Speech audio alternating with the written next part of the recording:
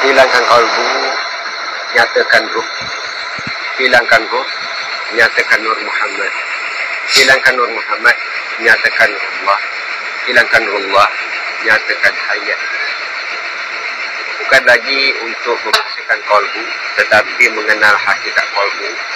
Setelah kenal hakikat kalbu, itu dari segi ilmu. Hilangkan kalbu, tenggelamkan kalbu. Kalbu pun dah tak ada dah. Apabila tak ada kalbu, bagaimana nak membersihkan kalbu?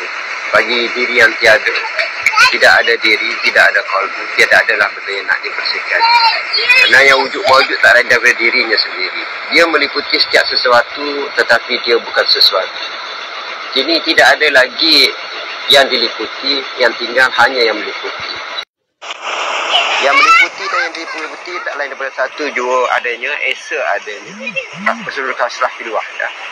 Syuhudul wahdah fil kasrah. Syuhudul wahdah fil wahdah.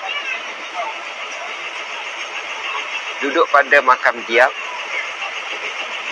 itu adalah makrifah sebenar yang tak berhuruf dan tak bersuara. Makrifah sebenar adalah apabila sempurnanya syariat, sempurnanya tarekat, sempurnanya hakikat.